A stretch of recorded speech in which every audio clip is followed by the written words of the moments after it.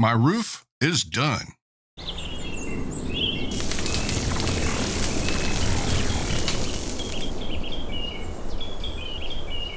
What does a new roof have to do with TRT? Well, the sales rep said if we let them use pictures of our house in their promos, they would knock almost $6,000 off the total cost. That meant I had to take the shutters off and paint them, take the doors off and paint them. I had to do a low-budget landscaping job and pressure wash everything. It took around 25 hours to do all of it, and my wife commented on how fast I was getting things done. Then it occurred to me, this is the first spring since starting TRT. If I look back, I'm 10 times more productive than I was this time last year. And that doesn't even include the stuff I had to replace on the roof before the roofers got there. Gone are the days of low energy and lack of drive. I also just got back from an almost 2-week-long anniversary trip. Just like the first spring on TRT, this is also my first anniversary trip on TRT. I took my testosterone, HCG, and an anastrozole with me, so I wouldn't miss a dose.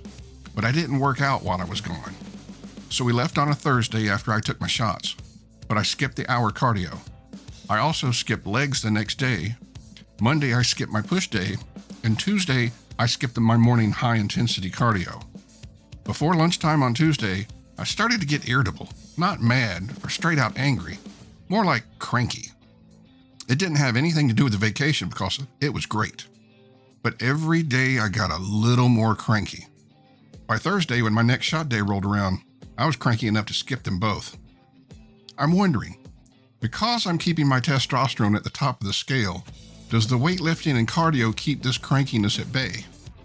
If so, I'm going to have to set up my workout deloads to coincide with my trips, because I am not going to a gym. I haven't been to a gym in 30 years. I can only imagine how much of a pain in the ass it would be now with cell phones, tripods, video cameras, and wannabe influencers. Nope. On to the workout. I have found that because the stimulus is lower with this program, I have to be more diligent in making sure I stick to the schedule.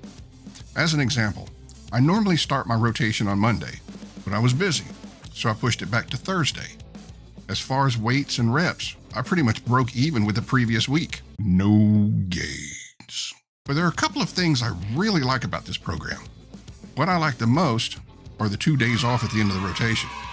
I find that I can force an extra rep or two knowing that those days off are coming. The other thing I'm realizing is the same level of volume across the whole body doesn't seem optimal. What I mean is it seems fine for my chest, but because I use my upper lats in my bench press and my max trainer, my upper back doesn't feel totally ready for the next workout. With my arms, it doesn't seem like there's enough volume because they feel like they're ready before the next workout. So, in one of my triceps exercises, I'm adding a 5-second rest at failure, then trying to do 2 or 3 more reps. I'm currently doing this on both sets of one exercise. I am also doing that with one bicep exercise as well. With my back, I'm switching all of my exercises out for lower lat exercises. I also said I do a heavy set of 5 to 8 on all compound exercises, but one of my compound chest exercises is a guillotine press. I do 2 of the higher rep sets instead because I have such a narrow window between my upper chest and front delts, I don't want to tear anything. With my legs, I do 2 heavy sets and 1 high rep set with my new homemade belt squat attachment,